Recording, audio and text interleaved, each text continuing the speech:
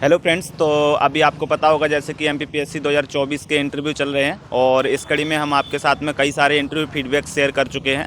और इसी कड़ी में हमसे एक सर जुड़े हैं, उनसे जानेंगे आज का उनका इंटरव्यू का क्या एक्सपीरियंस रहा, क्या उनसे क्वेश्चन पूछे गए। साथ ही में जानेंगे उनसे कि उनकी क्या प्रिपरेशन की स्ट्रेटजी रही शुरू से लेकर अभी तक, जो स्टेज अभी वहाँ पर खड़े हैं, यहाँ तक पहुँचने में उनको क्या क्या चीज़ों का सामना करना पड़ा और क्या उनकी स्ट्रेटजी रही। तो चलिए सीधे जुड़ते हैं सर से। Good morning sir. Good morning. Sir आपका नाम क्या है? मेरा नाम अजय वर्मा है। अजय वर्मा है।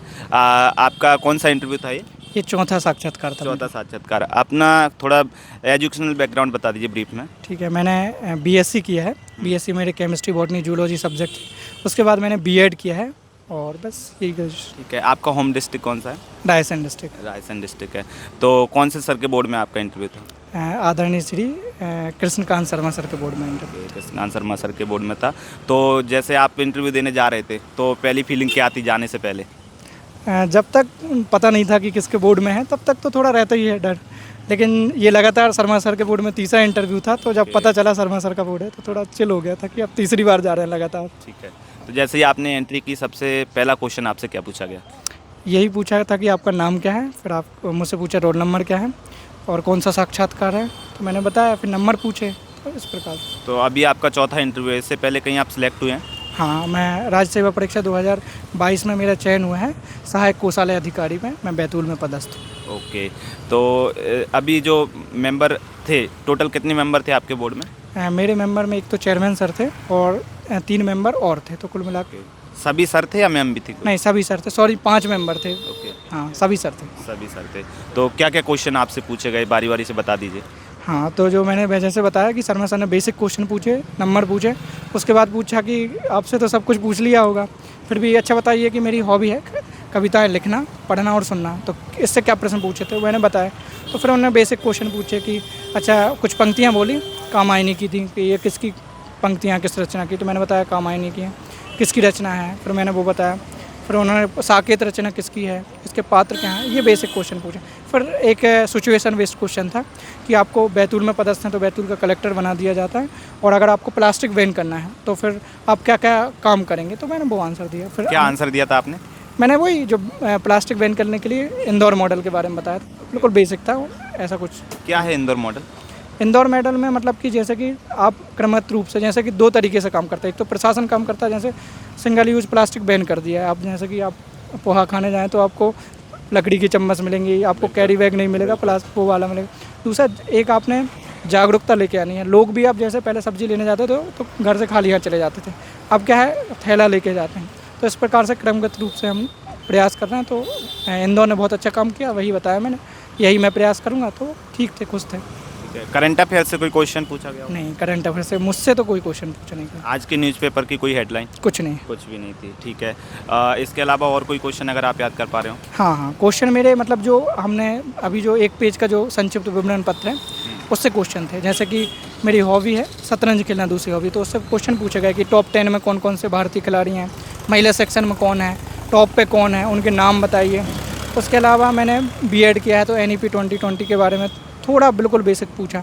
उसके बाद मैंने मेरे सब्जेक्ट हैं, खासकर ग्रेजुएशन के जो सब्जेक्ट हैं, तो केमिस्ट्री से अच्छे क्वेश्चन पूछे कि मेंडलीव कौन थे, उनकी आवर्त सारणी के बारे में बताइए। फिर सिंबल पूछे कि टिन का सिंबल क्या है, फिर पारे का प्रतीक बताइए, आपकी सिंबल क्या है, फिर सोने का, चांदी का, इस प्रकार से उन्होंने क्वेश्चन पूछे केमिस्ट्री से। और फिर अगर बॉटनी से फाइलम के बारे में पूछा है, एनिमल किंगडम के बारे में पूछा, कितने भागों में हम बांटते हैं, तो ग्रेजुएशन पर काफ़ी चला। अगर मैं पूछूं डेफ ओरिएंटेड, अगर आपका एग्जाम रहा, मतलब इंटरव्यू रहा, तो कितने % डेफ ओरिएंटेड रहा होगा लगभग? ऑलमोस्ट 80%। 80%। 20% डेफ के अलावा क्या हाँ। क्वेश्चन एक आध याद कर पा रहे हैं डेफ के अलावा? तो मैंने जैसे सिचुएशन बेस्ड क्वेश्चन बताया आपको। Okay. एक सिचुएशन बेस्ड और क्वेश्चन था कि मालगाड़ी पलट गई है और आप डेप्यूटी कलेक्टर हैं, तो आप क्या करेंगे, तो वो बस बताया। ओके, आपने पुराना डेफ के अकॉर्डिंग भी इंटरव्यू दिया है और नए डेफ के अकॉर्डिंग भी, तो जो डेफ में चेंजेस हुए हैं उसके कारण इंटरव्यू के पैटर्न में और उनके क्वेश्चन के पैटर्न में कुछ चेंजेस हुआ है या फिर वही पुराना वाला चला रहा है? नहीं, बहुत चेंजेस देखने को मिलते हैं इस बार। ऐसा लगता है देखो, जैसे कि पहले क्या था कि ज़रूरी नहीं है कि आपका हॉबी पे जाए इंटरव्यू, और ज़रूरी नहीं है कि आपका ग्रेजुएशन पे जाए, क्योंकि सेकंड पेज पे होता था। लेकिन इस बार मैंने जहाँ तक जितने भी मेरे साथी हैं उनसे बात की है मैंने, तो ग्रेजुएशन बेस पे काफ़ी इंटरव्यू जा रहा है, हॉबी पे आपका जा रहा है, आप कहाँ पदस्थ हैं, हो सकता है वो छूट जाए, लेकिन अब यहाँ लिखा हुआ है तो मुझसे मेरी जो पोस्ट है उससे रिलेटेड भी क्वेश्चन पूछे, जो कि पहले नहीं हो पाता। पहले कल्चर से रिलेटेड बहुत होते थे, धर्म से रिलेटेड क्वेश्चन होते थे।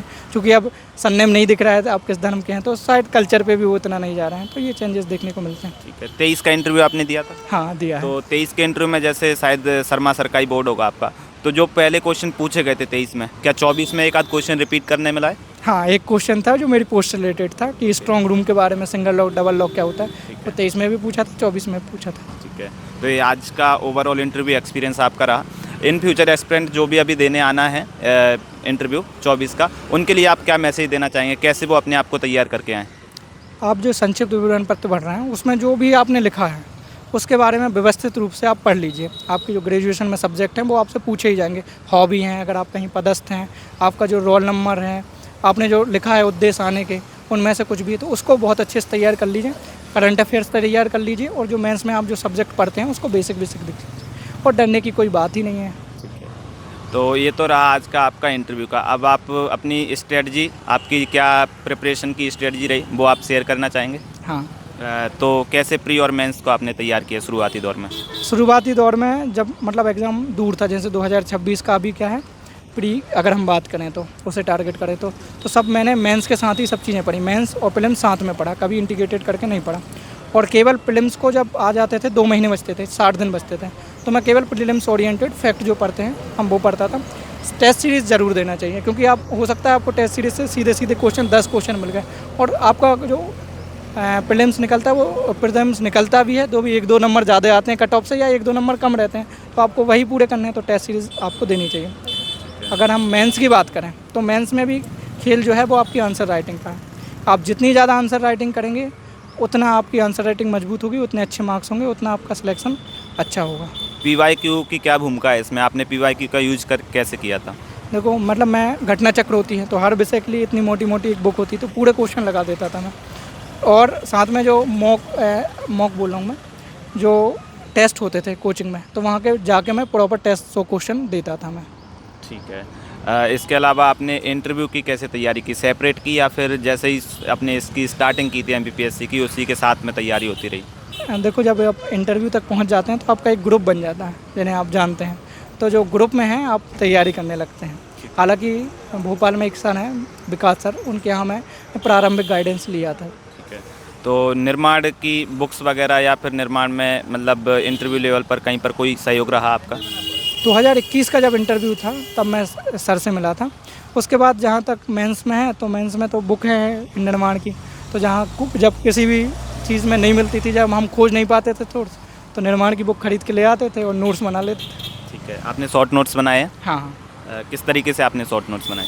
एक तो डिटेल नोट्स था कि पूरा सिलेबस कंप्लीट कर लिया, लेकिन चूँकि लगातार पेपर होते हैं, 6 दिन पेपर होते हैं, तो सब कुछ पढ़ना नामुमकिन होता है, तो मैं शॉर्ट नोट्स बना लेता था। कीवर्ड लिखता था, था नहीं लिखता था, जो मन को पढ़ना होता था कीवर्ड लिखता था और उसको पढ़ के चला जाता था। ठीक है, शॉर्ट नोट्स बनाना चाहिए? बिल्कुल बनाना चाहिए, क्योंकि लगातार 6 दिन तक पेपर होते हैं, और अगर आप उस टाइम पर रिवीजन नहीं कर पाते हैं तो आप अंडर कॉन्फिडेंट रहते हैं कि मैंने ये छूट गया, मेरा वो छूट गया, क्योंकि सिलेबस बहुत वास्ट है। तो अगर शॉर्ट नोट बना लेते हैं तो आप उसको रिवाइज कर लेते हैं, तो उसके अंदर आपको कॉन्फिडेंस आता है, तो जब आप मेंस लिखते हैं उसमें कॉन्फिडेंस दिखता है आपका। ठीक है, प्रीलिम्स के लिए शॉर्ट नोट्स बनाने चाहिए? प्रीलिम्स के लिए तो देखो, शॉर्ट नोट्स जैसे लूसेंट है, आप बुक क्या ही शॉर्ट नोट्स बनाओगे, वो कितने शॉर्ट नोट्स बनाओगे, तो मैंने प्रीलिम्स के लिए नहीं बनाया, सच बताऊँ। ओके, तो आपकी जो तैयारी है यहाँ तक आपके पहुँचने में, किसको आप क्रेडिट देना चाहोगे फाइनली? सबसे पहले तो माता पिता, उसके बाद गुरुजन जितने भी गुरु हैं, और फिर सहपाठी हैं, क्योंकि बगैर परिवार की सपोर्ट के आप यहाँ तक नहीं पहुँच सकते हैं। और गुरुजनों के सहयोग के बिना, क्योंकि वही बताते हैं जो अब आप गलतियाँ करते हैं, मेंस में गलतियाँ करते हैं, तो कॉपी लेके पहुँचते हैं तो बताते हैं कि बेटा यहाँ पर गलती है। और साथ में फ्रेंड्स जो होते हैं, क्योंकि आप अकेले नहीं हो इस तैयारी में, जो आपके सहपाठी होते हैं, जब आप लो फील करते हो तो वो आपको मोटिवेट करते हैं। तो अभी जो नए एस्पिरेंट्स तैयारी करना चाहते हैं MPPSC की, तो उनको 12th के बाद ही तैयारी कर लेना स्टार्ट कर देनी चाहिए या फिर ग्रेजुएशन के बाद में स्टार्ट करनी चाहिए? तो मैंने तो ग्रेजुएशन बल्कि पोस्ट ग्रेजुएशन के बाद तैयारी शुरू करी थी, लेकिन मेरा ये मानना है कि आपको जैसे अगर PSC आप टारगेट कर रहे हैं तो आप 12th के बाद ऐसे सब्जेक्ट ले लीजिए जो PSC में भी हैं। जैसे कि मैंने BSc किया है, हालांकि आपको BA करना चाहिए। आप उसमें पॉलिटिकल साइंस ले सकते हैं, आप हिस्ट्री ले सकते हैं, इकोनॉमिक्स ले सकते हैं, और उसके साथ आप कॉलेज करते रहें। और साथ साथ में पढ़ते रहें, न्यूज़पेपर पढ़ने की आदत डाल लें। और जब आपकी ग्रेजुएशन हो जाए तो आप डेडिकेटेड रूप से आप जो है वो पीएससी की तैयारी करना शुरू कर दें। इस पूरी परीक्षा में मेंटर की गाइडेंस की क्या भूमिका है? देखो, सबसे ज़्यादा भूमिका जो मेंटोर की होती है।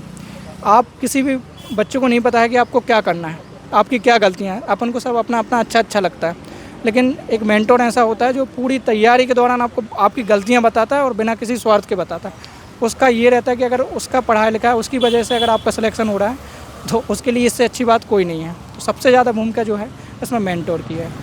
फ्रेंड्स, आपको बता दूं, निर्माण आईएएस भी अभी मेंटरशिप सेशन चला रहा है, प्रीलिम्स के लिए भी, मेंस के लिए भी। अगर आप मेंटरशिप सेशन के लिए कहीं पर सर्च कर रहे हैं तो निर्माण आईएएस के टेलीग्राम चैनल को ज्वाइन कीजिए। वहां पर आपको सारी डिटेल मेंटरशिप से रिलेटेड मिल जाएगी और इसकी लिंक जो है वो डिस्क्रिप्शन में दी है टेलीग्राम चैनल की, तो वहाँ जाकर आप अधिक जानकारी जुटा सकते हैं। तो सर, इसके अलावा ये तो हुई मेंटर की बात। सोशल मीडिया अभी बहुत ज़्यादा ट्रेंडिंग में है, तो सोशल मीडिया का कैसे यूज है इस तैयारी में? देखो, जब मैंने तैयारी स्टार्ट की थी तो मैंने सबसे पहले से इंस्टाग्राम, फेसबुक को डिलीट कर दिया था। मैंने 4 साल नहीं चलाया। जब मेरा सिलेक्शन हो गया उसी दिन मैंने इंस्टॉल किया। तो सबसे पहले मैंने सोशल मीडिया से दूरी बना ली। यूट्यूब में चलाता था, यूट्यूब में मैं ऐसे नहीं चलाता था। यूट्यूब में मैं डाउनलोड कर लेता था जो चीज़ देखनी है, और नेट बंद करने के बाद वो वीडियो देखता था। और लेकिन अभी के लिए जो मैं इंटरव्यू की तैयारी कर रहा हूँ 2024 का, जो मैंने मेंस दिया है, इसमें मैंने ChatGPT और जेमिनी नाम का जो है असिस्टेंट है उसकी बहुत उपयोग करी है। जहाँ भी कुछ मुझे समझ में नहीं आता था, मैं सबसे पहले क्वेश्चन डालता था और वहाँ से आंसर मिल जाता था। मैं उससे शॉर्ट नोट्स बना लेता था। ठीक है, तो फाइनली आप एक आध मैसेज देना चाहें बच्चों के लिए, क्या देना चाहेंगे? अपने आप पे विश्वास रखिए। आपको विश्वास होना चाहिए कि इस तैयारी भले ही कितना समय लग जाए, लेकिन अगर मैं कर सकता हूँ, आप में कॉन्फिडेंस है, तो आप कर लेंगे एक दिन। ठीक है, धन्यवाद सर हमसे जुड़ने के लिए। थैंक यू व्यूअर्स हमको देखने के लिए, और ऐसे ही जुड़े रहिए निर्माण परिवार से। आपके लिए बहुत सारे हम वैल्यू एडेड ऐसे ही मटेरियल्स लेते आएंगे, इंटरव्यू फीडबैक लेते आएंगे। तब तक के लिए जुड़े रहिएगा। धन्यवाद।